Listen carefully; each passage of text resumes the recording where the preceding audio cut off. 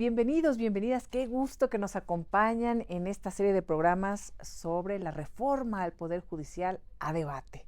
En esta ocasión me da muchísimo gusto recibir a la jueza Magdalena Victoria Oliva. Ella está en el Juzgado Quinto de Distrito especializado en ejecuciones de penas en la Ciudad de México. Primera jueza de distrito con certificación internacional, además en Neurolaw en México y LATAM por Naciones Unidas. Bienvenida.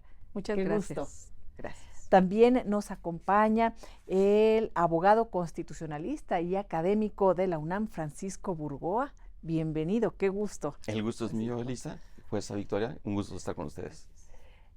¿Qué les ha parecido hasta el momento? Vamos a hablar de la iniciativa de reforma al Poder Judicial que se está discutiendo, pero por lo pronto, lo que se ha dicho de la propia reforma en los foros, en los distintos espacios, se han escuchado distintas voces. ¿Qué te ha parecido la discusión y el planteamiento de los temas hasta el momento, Francisco?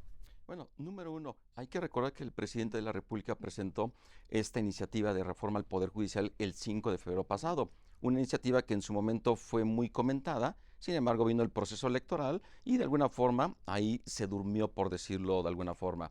Pero viene la jornada electoral y con la votación que obtuvo el partido Morena junto con el Partido Verde y el PT y la posibilidad de que obtengan la mayoría calificada en ambas cámaras, es lo que ha dado el motivo para que resurja esta iniciativa y además de que el propio presidente López Obrador quiere que en el último mes de su mandato, septiembre de 2024, el Congreso de la Unión, que ya se va a instalar como nueva legislatura, aprueben la reforma constitucional más la mayoría de los congresos locales. Esta iniciativa que a partir de que la virtual presidenta Claudia Sheinbaum dijo que se pudiera discutir en foros, en parlamento abierto, la Cámara de Diputados ya comenzó estos diálogos nacionales por la reforma al Poder Judicial. Son 9 y hasta el momento ya van 3 que se han llevado a cabo. El primero en la Cámara de Diputados con la participación de todas las ministras y los ministros. Fue un acto importantísimo ver ahí a todas las ministras y ministros, consejeros y consejeras de la Judicatura Federal, escuchando sus puntos de vista. Sabemos que siempre que hay una iniciativa, siempre va a traer distintos comentarios a favor, en contra, para mejorar.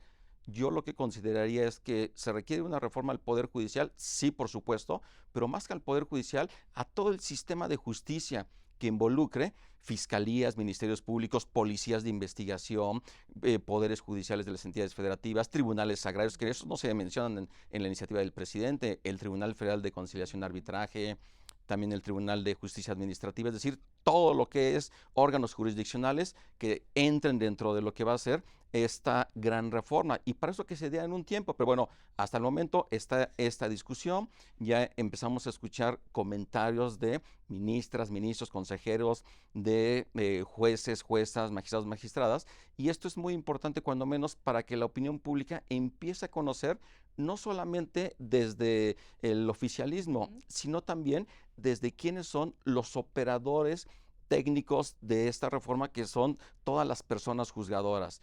Y es muy importante que escuchemos la voz de la jueza Victoria y de todas las juezas, jueces federales y magistrados, magistradas, para que realmente empecemos a saber que la función que hacen es importantísima para la justicia, es importantísima para todas las personas que aunque no conozcan los rostros de las personas juzgadoras, porque no son políticos.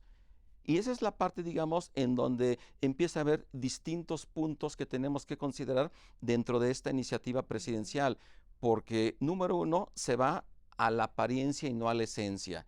Me refiero al método de elección de las personas juzgadoras. Y se dice que hay que democratizar el Poder Judicial, que creo que se escucha muy bonito, acercarlo al pueblo. Pero el tema es que dada la función que tienen los jueces, los magistrados, los ministros, es una función técnica y sobre todo, para empezar, de defensa de la Constitución. Su lealtad es a la Constitución, no tiene que ser al pueblo, no tienen que dictar sus resoluciones dependiendo de la popularidad o tratando de agradar a cierto sector de la población o a un partido político. Y esta parte es, digamos, lo que, número uno, yo no estoy de acuerdo, porque por más que quieran ponerle filtros para que puedan llegar los mejores candidatos, esto va a tener al final un contexto político y nos vamos a ir a la politización de la justicia o a la judicialización de la política, y esto de ninguna manera debe de ser posible. Pero cuando menos hay varios aspectos que podemos ir considerando dentro de esta charla, de esta iniciativa presidencial. Pero en principio me parecen muy buenos estos diálogos nacionales, pero sobre todo que realmente tenga conclusiones que puedan ser incorporadas a la iniciativa presidencial, ahora que se va a llevar a cabo la reunión en la Comisión de Puntos Constitucionales en la Cámara de Diputados para elaborar el dictamen de esta iniciativa presidencial. De verdad, espero que incorporen los distintos razonamientos, argumentos, consideraciones de todos los sectores que han ido participando para que se enriquezca, para que la iniciativa no sea aprobada solamente desde la venganza del presidente, que es lo que luego yo percibo, que es más una iniciativa que tiene un sustento en un resentimiento que realmente en mejorar el derecho de acceso a la justicia de las personas, que es el tema del fondo. Entonces, si de esas conclusiones realmente se incorporan, pues maravilloso, y de verdad bienvenido que así sea. Pero si solamente va a ser, estos foros van a quedar de simulación, estamos en un gran problema. Porque por lo que nos has dicho, Francisco, tú lo ves insuficiente, y no únicamente tú, creo que en general las voces de los expertos han manifestado que una reforma así de limitada y descentrada en un poder judicial, y específicamente, aunque abarca los poderes locales y federales, pero también que impacta en el Poder Judicial Federal y en concreto en la Suprema Corte de Justicia, en el Consejo de la Judicatura, parecería algo demasiado acotado para un sistema de justicia tan complejo como el que hay en México, en donde se tendrían que estar considerando, comentabas, las fiscalías, las policías, muchos otros sectores que en primera instancia tienen un mayor impacto en el día a día en la ciudadanía. Jueza, has estado también de ese otro lado, del lado de las fiscalías, de los ministerios públicos, y conoces la importancia de la labor y cómo es el primer o de los primeros acercamientos que tiene la población, la gente, la ciudadanía con la justicia o con la búsqueda de justicia. Sí, fíjate que en este tema lo primero que quisiera poner sobre la mesa es que todos los ciudadanos, incluyéndonos nosotros, los jueces, tenemos un reclamo legítimo de justicia. Eso es importante. Si tienes un reclamo legítimo de justicia, entonces la intención es mejorar la justicia. En determinado momento, la justicia la meten como si fuera en un solo aspecto, pero la justicia abarca no solamente la diferencia en materias, es decir, civil, laboral, administrativo, militar, agrario, sino que además la justicia no se genera a partir de que llega con el juez, sino que inicia más atrás e inicia con otros poderes que no pertenecen al Poder Judicial de la Federación. Concretamente, ahora que lo señalas, me refiero a las fiscalías si hablamos de materia penal. Entonces, ¿qué es lo más visible para la ciudadanía? El tema de la libertad, el tema de la comisión de delitos, que deriva de un aspecto de inseguridad. Sí. Entonces, es lo más visible. ¿Cómo llega un ciudadano a hacer un reclamo? No llega directamente con el juez, llega con el Ministerio Público, a quien le hace saber que le cometieron un delito, que secuestraron, que privaron, etcétera. Y entonces comienza este tema del Ministerio Público, y ahí hay una gran deficiencia, no solo en número de servidores públicos, sino en la profesionalización de los ministerios públicos. Porque en su momento, cuando yo estuve como fiscal en la entonces Procuraduría General de la República, nosotros, cuando te daban el nombramiento, no tenías un superior jerárquico por el cual pasaba tu revisión. Sí había delegados, desde luego, había titulares, sí había el procurador y el subprocurador, pero ninguno de ellos pasaba por revisión de lo que tú hacías. De tal manera que el Ministerio Público, de acuerdo a sus estudios, a sus limitados estudios, ejercía acción penal y nadie le daba el visto bueno. Entonces ellos... Aquí en el Poder Judicial es totalmente distinto. Así es. Y eso también poco se conoce, ¿no? Mientras en las fiscalías, en el Ministerio Público no existen estos filtros de calidad, digámoslo así, de las resoluciones. En el Poder Judicial hay también pesos y contrapesos importantes y una preparación también muy importante. Aquí el punto en el Poder Judicial, y a diferencia de la Procuración de Justicia, que dicho sea de paso, la Procuración de Justicia depende del Poder Ejecutivo, es decir, del presidente de la República a través de su fiscal, y también de los gobernadores. En Ciudad de México, del jefe de gobierno. Aunque se supone que ahora son autónomas. Aunque se supone, sí, pero en realidad la designación es a través del Ejecutivo, y el Ejecutivo no es el Poder Judicial. Exacto. Y eso es muy importante destacar porque pareciera que son lo mismo. La diferencia entre la Fiscalía y nosotros es que nosotros vamos a resolver, si hablamos de materia penal, lo que me diga el Ministerio Público. O sea, lo que les llega. Así es, lo que llega, porque incluso quiero poner un tema importante sobre el ejercicio de las fiscalías, para que más o menos se den una idea. Fíjense, en el tema fundamental de las fiscalías, prácticamente lo que le llega a las fiscalías resuelven en 1.5% en 2022. Esto significa que de todos los delitos que se cometen, no todos son expuestos al Ministerio Público y no todos se judicializan. Pero cuando se judicializan, entonces con este andamiaje del Ministerio Público que no tiene una revisión, pues hace lo que considera pertinente y entonces llega con el juez.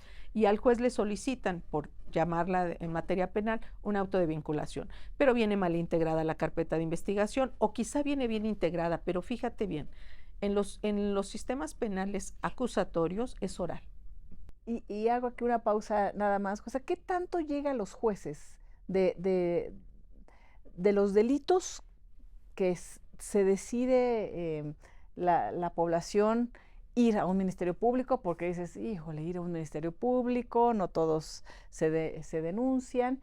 De las denuncias que se hacen, ¿cuántos de esos delitos llegan ya a un juez? Fíjate, por ejemplo, en el 2022, que esto es 100% comprobable en publicaciones oficiales. En el 2022, la Fiscalía le llegaban 26.8 millones en el 2022 de delitos cometidos. Sí, casi 27 millones. Las fiscalías solo investigaron, de esos 26.8 millones, solo investigaron 2 millones. Y solo judicializaron 300,000 asuntos. Eso significa que llegó con el juez el 1.12%. Entonces, cuando llega con esa deficiencia ante el juez, en una oralidad, en donde estamos sentados tal cual, y tú tienes que escuchar lo que argumente. Un ejemplo, en esta entrevista nosotros no sabemos qué nos vas a preguntar. Y no sabes lo que vamos a contestar y hacia dónde lo vamos a conducir. Lo mismo sucede con un juez. El juez escucha al fiscal, que es el que ejerce esa acción penal, a través de la solicitud que sea, y entonces tiene una contraparte, porque en este país todos tienen derecho a defenderse. Y entonces esa persona, sea el imputado, sea el defensor, sea la víctima o sea su asesor, tienen derecho a hacer el uso de la voz, a aportar las pruebas que consideren pertinentes para defenderse, y el juez resolverá. Entonces, cuando se dice en los medios de comunicación que el juez suelta delincuentes, eso es falso, porque el juez resuelve de acuerdo a lo que le dice el fiscal, que como ya le señalé, el fiscal no le revisa en esa actuación. Y además se queda con el 90% de los casos, las fiscalías, ¿no? Y cuando se habla de impunidad, por ejemplo, otro de los temas que está ahí, es que la impunidad sigue siendo altísima en las fiscalías, Francisco. No, y es la parte que no se entiende. Si realmente se quiere fortalecer el derecho de acceso a la justicia de las personas, que sea una reforma integral, pero no quedarse solamente en el Poder Judicial de la Federación y en los poderes judiciales locales, pero solamente a partir de la elección del voto popular directo de todas las personas juzgadoras. Y esa es la parte que uno dice, pero a ver, si ya como lo comentó la jueza Victoria, con su experiencia que ya tiene adquirida en la entonces Procuraduría General de la República y ahora como juzgadora, ellos tienen que resolver de acuerdo con la carpeta de investigación que se les presentó. Si una carpeta de investigación mal integrada, donde la policía de investigación no realizó su trabajo como profesional como debiese de ser, si no tienen una capacitación como debiese de ser, si los ministerios públicos también solamente lo hacen con el propósito de que pues sea quien resuelva. El propio presidente López Obrador inclusive hace señalamientos en el tema de la impunidad, que es culpa de los jueces, cuando los jueces tienen el deber, tienen la obligación de resolver, obviamente apegado todo al debido proceso, a todo lo que a es. lo que les presentan las Así fiscalías. es. Y hablar del tema de fiscalías me parece interesante porque ha permeado incluso al propio titular del Ejecutivo Federal en estos días, porque dijo, sí, después se va a hacer algo con el tema de las fiscalías, pero que no lo usen como pretextos los juzgadores o los jueces y magistrados para no hacer ello. ¿Qué reflexión harías a esa declaración? Bueno, para empezar, en el diálogo nacional número 1 en la Cámara de Diputados estuvo invitado el fiscal general de la República. Y no fue. No sé qué tenía más importante que envió a un representante. Y el representante envió saludos a los presentes y dijo, el fiscal desea que se pongan de acuerdo. Queríamos escuchar la voz y la postura que tiene la Fiscalía General de la República, porque ha habido también señalamientos de que es culpa del Poder Judicial. Esperamos que tuviera el fiscal en un evento republicano tan importante y no estuvo. Ahora, el hecho de que el presidente López Obrador haga esta referencia de que también debe de incluirse en una reforma más adelante, cuando menos ya tocó el tema. Él ya no va a estar presidente, le corresponderá a la virtual presidenta Claudia Sheinbaum impulsar esta reforma, que espero que realmente sea una reforma integral y no solamente una reforma cosmética para no tocar y solamente irse al tema que al presidente López Obrador también le ha importado mucho, que es defender la prisión preventiva oficiosa, esta prisión en automático. Inclusive dentro del paquete de reformas que presentó el presidente López Obrador el 5 de febrero, una de esas es ampliar el delito ampliar el catálogo de delitos que ameritan prisión preventiva oficiosa, cuando la Corte Interamericana de Derechos Humanos ya le ha pedido al Estado mexicano que le elimine. La Suprema Corte, nuestro máximo tribunal constitucional, tiene pendiente ahí discutir el tema de la prisión preventiva oficiosa.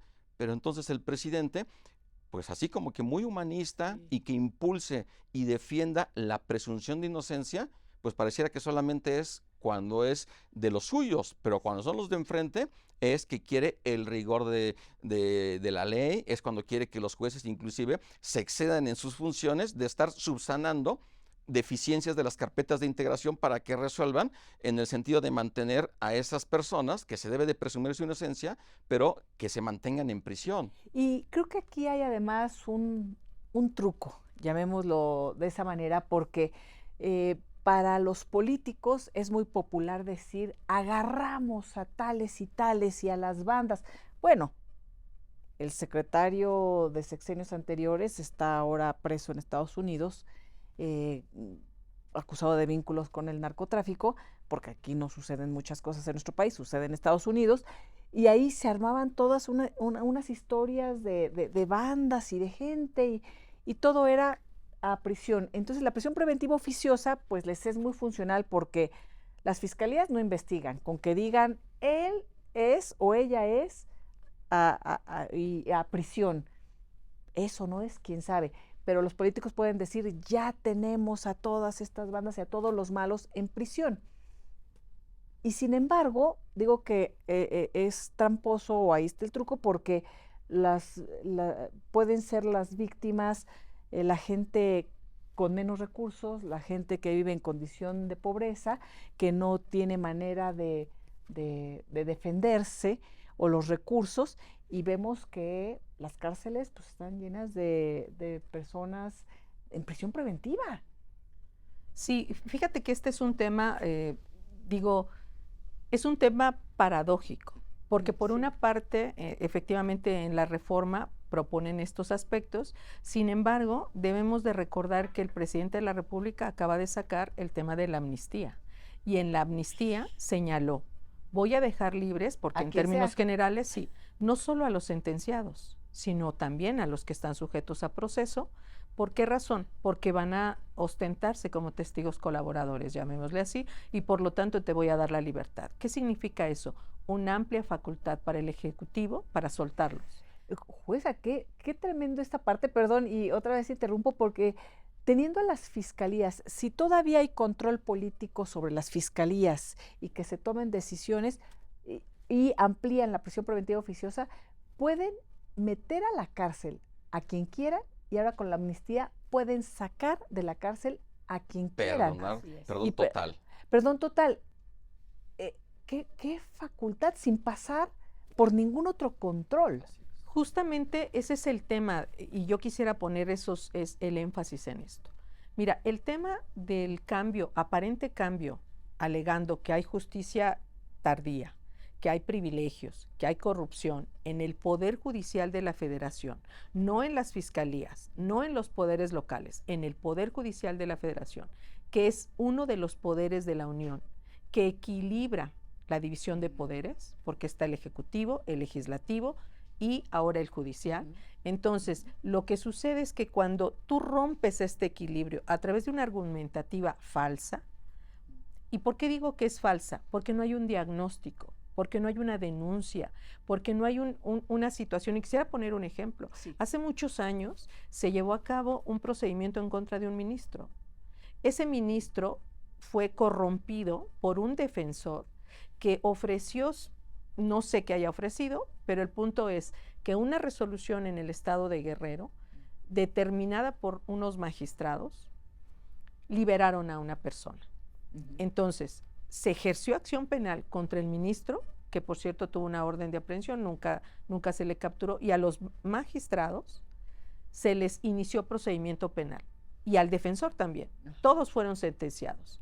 ¿Qué significa eso? Que cuando tú tienes los elementos suficientes para denunciar a alguien por corrupción, lo puedes hacer en el fuero común, en el fuero local y con las fiscalías, e incluso con cualquier servidor público. Pero si tú a partir de esta reforma dices que hay corrupción, pero no hay denuncias, no hay investigaciones, no hay un análisis de contexto, no vas con las personas que están interesadas en ese cambio de justicia, entonces tú no puedes decir que vas a cambiar todo un entorno de justicia sin tocar las fiscalías, sin tocar el foro común y solamente haciendo un ataque directo a los ministros de la Corte y al Poder Judicial de la Federación, que somos jueces y magistrados, y además toda la carrera judicial que tiene una legítima aspiración de llegar a ser titulares. Eso es por una parte. Entonces, es engañoso porque por una parte tú dices, ellos son los que sueltan, y por otra creas un decreto en donde en ese decreto dices, yo, puedes sin soltar. revisión de nadie, Sí, ¿no? solo yo soy la máxima autoridad, ya ni siquiera tú juez. Yo te voy a decir a ti juez, como ejecutivo, porque así es, le corresponde al juez calificar la amnistía. Estamos viviendo momentos tan confusos, creo yo también, a partir de un discurso y una retórica oficial muy poderosa y de un liderazgo que se ha construido a raíz de muchos años, pero que de pronto el mundo se voltea, ¿no? Es como el mundo al revés, en donde ahora pues voy a liberar, utilizando esta figura de amnistía, por ejemplo, a quienes están presos por el caso Ayotzinapa, donde hay militares, pero por otro lado condeno a la organización que ha defendido a las madres y a los padres de los jóvenes, las señalo y las difamo, y además no únicamente eso, sino digo porque por ellos liberaron a algunos que estaban presos. ¿Y por qué los liberaron? Porque los torturaron. Y entonces es ya el mundo al revés, porque no se debe de liberar a las personas que torturaron y que no sabemos si son culpables o no, porque si te torturan, pues uno puede decir lo que sea, pero está muy bien que entonces ahora sí se pueda liberar a quien desee el presidente, en donde se incluyen militares, en donde se ha comprobado la participación, no importa que tengan o no sentencia, porque dice va a ser por un bien mayor. Estamos viviendo momentos muy confusos. si les parece, hacemos una pausa y volvemos para que nos digas, Francisco, sobre este tema. ¿Qué opinas y hacia dónde podríamos ir si se aprobara la iniciativa tal y como está? Y, jueza, ¿qué ingredientes debería de considerar una gran reforma al Poder Judicial, y no únicamente al Poder Judicial, sino una gran reforma al sistema de justicia? Una pausa y volvemos.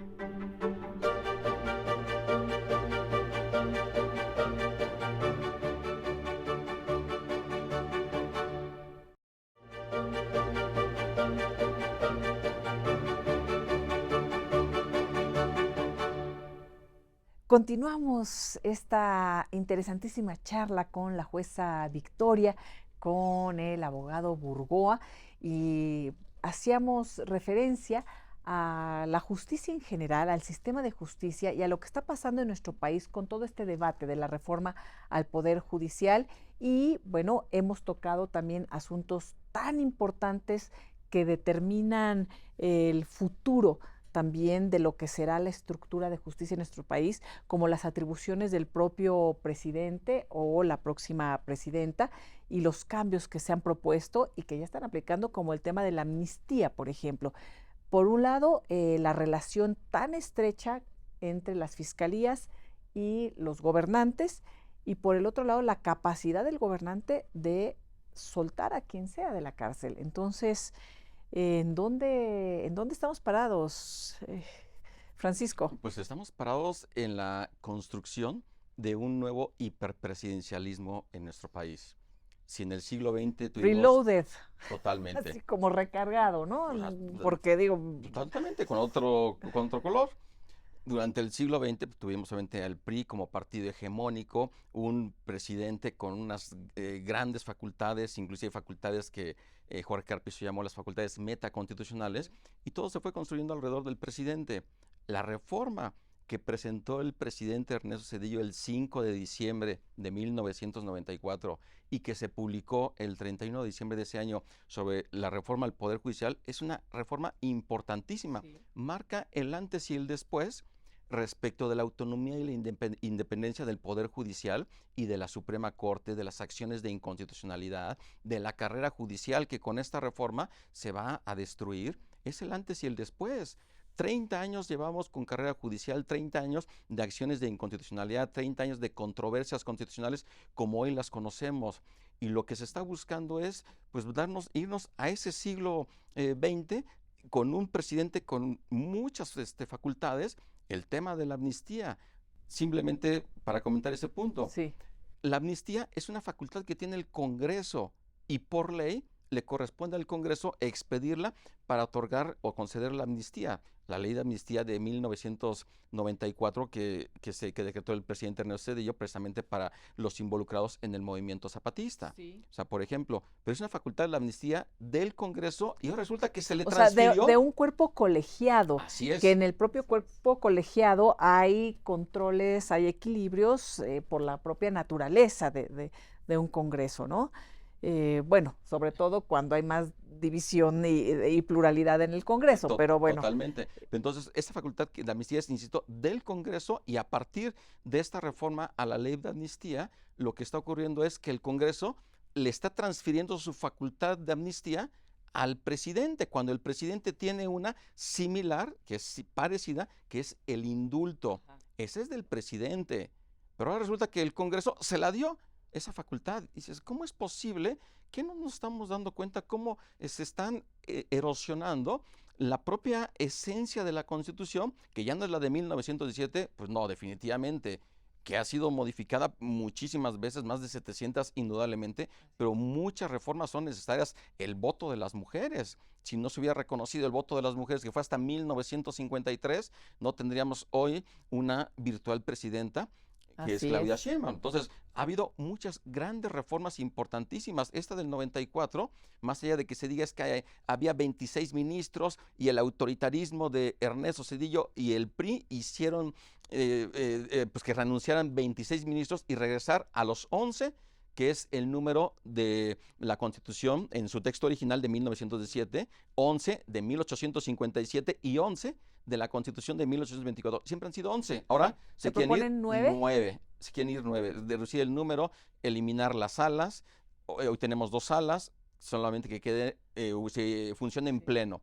Es decir, si vamos analizando parte por parte de esta reforma, o sea, lo que yo puedo rescatar es, por ejemplo, algo que se ha venido discutiendo desde hace ya algunos años, de separar la presidencia de la Corte con la del Consejo de la Judicatura. Sí, que Eso eso me parece bien. además se propuso ahora que era ministro presidente Arturo Saldívar y él no quiso, No, porque yo recuerdo que los estaba bien. expertos de distintas universidades, incluyendo la nacional, proponían precisamente que lo más sano sería que quien preside la Suprema Corte de Justicia de la Nación no sea quien preside el Consejo de la Judicatura, y ahí no quiso en ese momento porque él hizo una reforma al Poder Judicial. Y que era la más grande reforma desde 1994, iba a resolver los problemas, pero ahora resulta que como no estuvo 2 años más en la presidencia de la Corte, a partir de un artículo transitorio que aprobó el mismo Morena y sus aliados en el Congreso, pues resulta que la reforma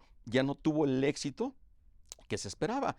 Y ahora culpan a la ministra Norma Piña, me parece inconcebible, por utilizar un adjetivo suave, Sí. que quieran culparla cuando ella ha venido a refrendar la autonomía y la independencia de la Corte, del Poder Judicial, a defender la Constitución.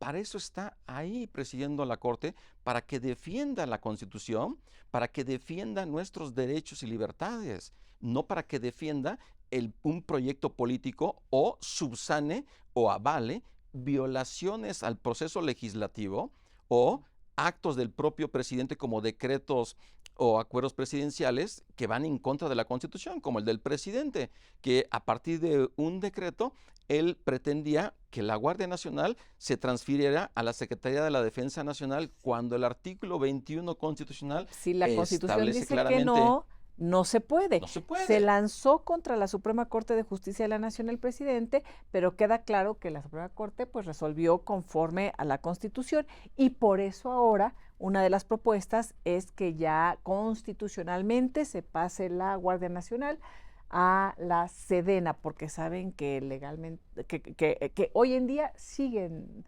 actuando de manera inconstitucional. Entonces, pues bueno, tan es así que ya se va a proponer este cambio constitucional, pero ¿cómo van a impactar estos cambios ya a nivel constitucional en el día a día de jueces, juezas? Fíjate que aquí hay un tema muy importante. Los jueces, sean locales o sean federales, no tenemos superior jerárquico. Eso significa que resolvemos de manera autónoma, por eso defendemos la autonomía. Por eso la ministra Norma Lucía Piña ha insistido en el respeto a la autonomía, porque nosotros respondemos por nuestras resoluciones. Claro, cuando le dicen, ¿por qué liberaron a tal? ¿Por qué hicieron tal? Doy mis ¿Por qué razones. resolvieron tal? Doy mis ¿no? razones Sí, jurídicas. pero para quienes nos ven, de pronto en el discurso oficial desde el Ejecutivo parece que la ministra presidenta o el ministro presidente antes tenía todas las facultades para ordenar y que se resolviera de tal o cual manera. Así no funciona el Poder Judicial. Así es. Y es que el problema que tiene México en general, sea persona que no conozca el derecho o sea persona incluso letrada, es decir, incluyendo doctorados, no saben lo que hace el Poder Judicial. No sabe un día a día de un órgano jurisdiccional. Entonces, saben cuando acudes con ellos, ya sea por una demanda de amparo, ya sea por un procedimiento ordinario. Entonces, si no nos conoce la gran mayoría de las personas, entonces significa que lo que tú expresas sobre un poder judicial es de oídas, porque alguien te lo dijo. Es una información que no corroboras partiendo de un sesgo de quien la informa, y en este sesgo que lo realiza la persona, si es incisivo, y no hay otra voz que contrarreste esa información, pues el ciudadano que escucha se queda con ello. Te quiero dar un ejemplo. Sí.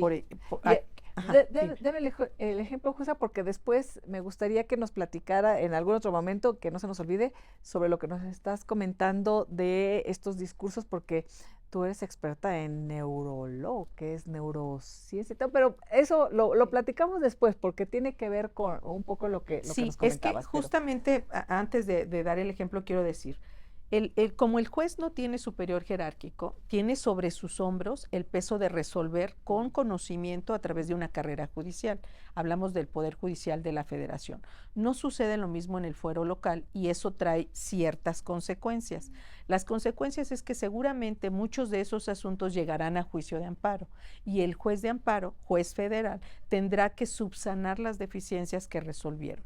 Y también el juez federal tiene que resolver sobre las cuestiones arbitrarias de la autoridad. ¿Cuál autoridad? El presidente de la República y el Congreso o cualquier autoridad. Sí, es parte de sus facultades, parte de su labor y bueno, pues me imagino que eso no gusta. Exacto. Ahora, en este punto en particular, si nosotros no tenemos un superior jerárquico y defendemos la independencia judicial a través de este conocimiento y carrera judicial, significa entonces que estamos interpretando la ley cuando no es clara. ¿Por qué no es clara? Porque recordemos que para ser diputado y senador no requieres más que ser mexicano y tener cierta edad. Entonces, no necesariamente la ley... Conocen la ley. Exacto. O conocen la Constitución. No necesariamente. No, mira, el lenguaje mexicano, una sola palabra tiene varios significados, dependiendo de cómo la escribas ortográficamente. De hecho, es uno de los idiomas más difíciles de aprender. Entonces, si México tiene en este lenguaje tan complejo varias interpretaciones y tú lo plasmas en una ley que viene del Poder Legislativo y cuando viene un particular y se queja del contenido de esa ley y no es claro, entonces el juez tiene que acudir a los precedentes que realiza la Corte o a la Corte Interamericana o a cualquier otro. Y entonces aplica la ley. Entonces, interpretas esa realidad, esa... ¿no? Así es. Entonces, cuando hace esa interpretación, no solamente hace eso, sino que también tiene que respetar el artículo 1 constitucional. En el tema de derechos humanos, un juez federal es especialista en derechos humanos. Entonces, cualquier caso que le traigan, tiene que hacer una interpretación de esos derechos humanos y el contexto que le realizan. Sí. Y con base en ello, emite su resolución. Cuando un órgano como el Ejecutivo dice que nosotros soltamos delincuentes, hay que atender a todos los principios. ¿Quiénes los conocen? Evidentemente los juristas, los que saben derecho, los que tienen esa especialidad y que llegan ante el órgano jurisdiccional a exponer esos aspectos. Ahora, cuando tú sueltas a alguien, como lo dicen incorrectamente, no es que sueltes a alguien. Lo que sucede es que yo escuché la argumentación y apliqué todo mi bagaje de años de conocimiento y toda la experiencia, y además vas apoyado con tarjetas, con tesis, no somos computadoras. Y entonces emites las resoluciones jurídicas. Esas resoluciones jurídicas no se combaten en vía televisiva, en vía de internet, se combaten a través de los recursos correspondientes. ¿Por qué hay un riesgo en esta reforma? Porque en esta reforma se plantea la creación de un tribunal de disciplina que no dice cuáles son las reglas, que no te dice cuál es el interés social, porque te dice, te voy a sancionar si violas el interés social. ¿Cuál es el interés social? ¿Cuál es el interés social? ¿Y quién va a interpretar el que es el interés social? ¿Quiénes van a conformar ese tribunal? Esto tiene un poquito de vinculación con el tema de inteligencia artificial. Mira, en inteligencia artificial, en un robot, tú tendrías que decir, ¿a quién vas a culpar? ¿A quien creó el robot? ¿A quien enriqueció los algoritmos? ¿A quien diseñó los algoritmos? Pasa lo mismo aquí. El Tribunal de Disciplina va a ser algo así como una máquina que va a decir, desde mi concepto, desde mi propia experiencia, desde mi propia historia, yo considero lo que es correcto o incorrecto. Y eso, parte de eso es la narrativa que vemos todas las mañanas. A partir de mi historia, de mi contexto, de mi información, yo determino qué es lo que va a hacer. Entonces, esto es tan peligroso como el hecho de que me digas, yo soy una juez ratificada. Vamos a suponer que dicen, vamos a cambiarlos paulatinamente, es lo mismo. Me cambias ahorita o me cambias en un año, es lo mismo. Van a cambiar la estructura. Y en ese sentido, nada más quisiera terminar con ese punto. Si vas a cambiar esa historia y yo me quedo en este bloque porque estoy ratificada y me van a respetar mis derechos, pero tengo un tribunal de disciplina que me dice que me va a sancionar por algo que va contra el interés social y que no solamente me va a sancionar administrativamente, sino que también le va a dar vista al Ministerio Público para sancionarme penalmente, ningún juez federal en su sano juicio se quedaría. ¿Por qué? Porque va contra los intereses de quién sabe quién. Sí, aquí yo creo que estamos entrando nuevamente a estos terrenos en donde pues cualquier persona puede ser víctima. Un juez, una jueza, una maestra, una trabajadora del hogar, porque eh, si perdemos estos contrapesos, en donde además los jueces y las juezas puedan hacer de manera independiente su labor y tengan que responder a qué intereses, a los intereses que le dicte quienes conforman el tribunal disciplinario o a los intereses de quien los financien para que puedan ser populares y elegidos a través del voto popular. No sé, estoy como planteando escenarios así en general que me parece que deberían de considerar en estas charlas y en estos foros los legisladores y legisladoras que aprobarían una reforma así, ¿no? Deberían de considerar, pero realmente lo van a considerar. O sea, esa es la gran pregunta, porque de que pueden tener excelentes ideas para mejorar la iniciativa presidencial, para fortalecerla y sobre todo que sea el punto de partida para una gran reforma y además que se tomen su tiempo. ¿Por qué forzarlo a septiembre? Bueno, sabemos que es el último mes del mandato del presidente López Obrador y él quiere que se apruebe, pero que si cupiera la prudencia de parte de los legisladores de darse unos meses, no va a pasar nada. Y al contrario, se podrían incorporar todas esas ideas. Es un tema político, ¿no? Es un tema de tiempos de septiembre, este lapso que le queda al presidente. Es un tema político, pero va a afectar todo el sistema de justicia y sobre todo quienes quieren acceder a la justicia, los que menos tienen, es a donde va a impactar. Si de por sí hay una gran desinformación de lo que es la reforma judicial para todas las personas en general, porque más allá del argumento de que dicen es que la ciudadanía votó para que hubiera una reforma al Poder Judicial, a ver, la ciudadanía votó por presidenta de la República y votó por diputados y senadores. Pero si yo he preguntado a varias personas, oye, ¿y tú votaste? ¿Tu voto también fue para que se reforme el Poder Judicial? Y si dicen que sí, ok, ¿me puedes decir de qué se trata?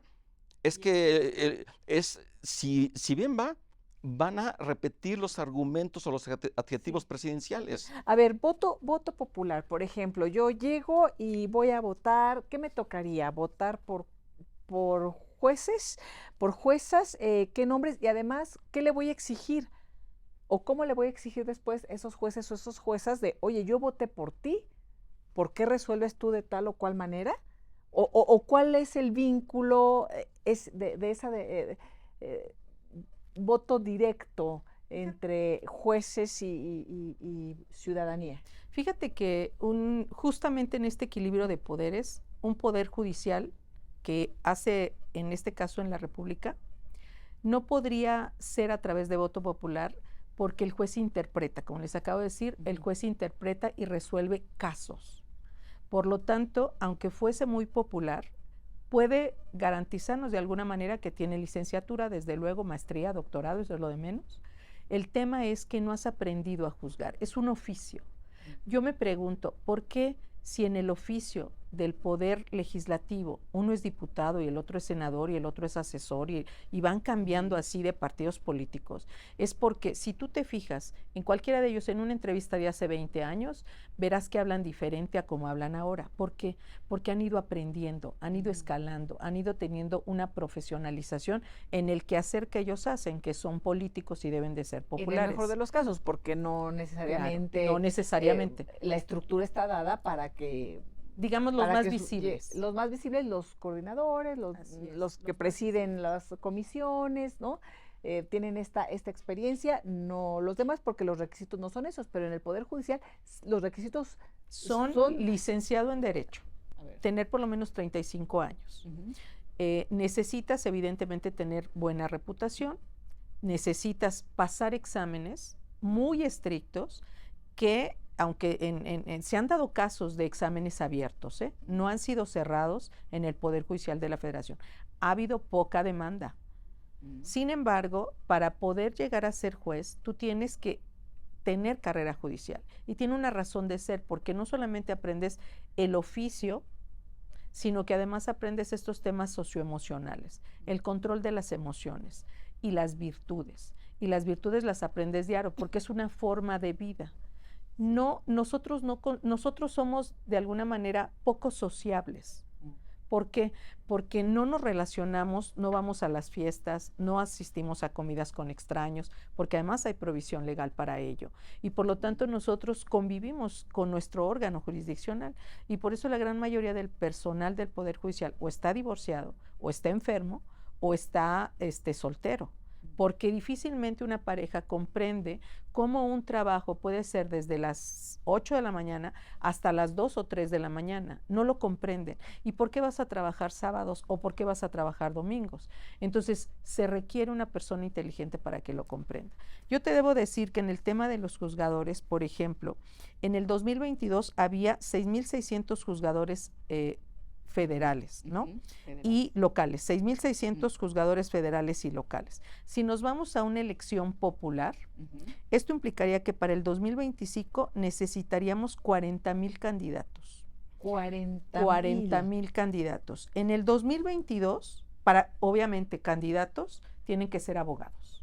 Sí. Entonces, vayamos a ver cuántos abogados hay en la República Mexicana que tienen que contender. Sí. Entonces, en ese caso, en el 2022... Que cubran con esas características. Licenciado en Derecho con título y cédula. Ajá. En este caso, en el 2022 había 442,000 abogados. Eso quiere decir... el 10%. El 10%. Fíjate, simplemente en Ciudad de México, en el 2022 había 328 jueces federales y 467 locales, lo que implica, si tú vas a dar las ternas para la votación, que habría 4,770 candidatos y entonces a cada ciudadano le vas a dar 795 boletas. Cerca de 800 boletas.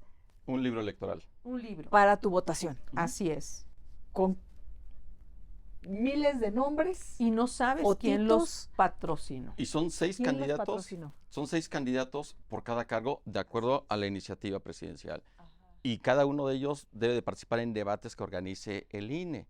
Pero, sí, imagínate nada más. O sea, para cada cargo tiene que haber debates, van a tener acceso a los tiempos oficiales del Estado en radio y televisión. Las campañas no dice exactamente cuánto van a durar ni cómo se van a llevar a cabo. Para esto tiene que haber una ley reglamentaria, tiene que haber las reformas secundarias, pero los propios artículos transitorios dicen que como el Congreso va a tener 6 meses, mientras se expida, va a ser aplicación directa de la Constitución. Entonces, por donde se le vea, no tiene una viabilidad ni jurídica, ni técnica, ni operativa esta reforma en estos términos. Y presupuestal, yo no sé, ¿verdad? Pero se nos olvida que todo el presupuesto que maneja el gobierno pues son nuestros impuestos. Claro. No sale de ningún otro lado más que del bolsillo de la ciudadanía. Porque inclusive afirman los legisladores de Morena, ¿saben qué? Se van a respetar los derechos de los trabajadores. A ver, yo nada más dejo una pregunta al aire. Los trabajadores también tienen su derecho escalafonario. Quien es oficial judicial quiere ser actuario, quien es actuario quiere ser secretario, y quien es secretario quiere ser juez o quiere ser magistrado.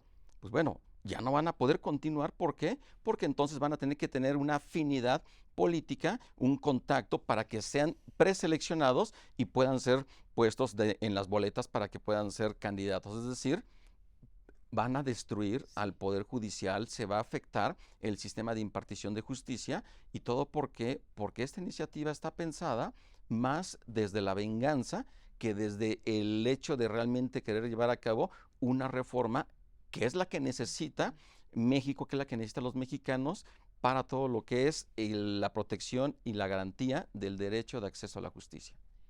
Y patrocinados por quien esa también... Según no hay financiamiento ni público ni privado, según, pero bueno, una cosa es que se prohíbe y otra cosa es que cómo van a hacer campaña los candidatos, se van a dar a conocer, no hay prohibición para redes sociales, ¿cuánto dinero le van a invertir precisamente para redes sociales? O sea, de verdad hay tantas preguntas que ahorita no hay respuestas en este momento. Fíjate que la preocupación que nos aqueja a nosotros como Poder Judicial no es nuestro puesto, es la impartición de justicia. Porque en la impartición de justicia, como pareciera que solamente se quedan con los imputados, con los acusados, con los sentenciados, pero están dejando de lado algo muy importante que son las víctimas. Las víctimas tienen derecho legítimo a que sus pretensiones sean atendidas. Entonces, ¿desde dónde son atendidas? Desde el Ministerio Público. ¿En dónde es donde tú tienes que apostarle a la profesionalización para evitar que lleguen deficiencias al órgano jurisdiccional, no solamente federal, sino desde las primeras instancias? Se ha descuidado esa parte porque, insisto, los ministerios públicos no tienen esa guía, porque se ha dejado. Recordemos que a la llegada de este gobierno, la Procuraduría General de la República se liquidó al personal, pero no se cambiaron las cargas de trabajo. Eso impacta porque la justicia se vuelve lenta.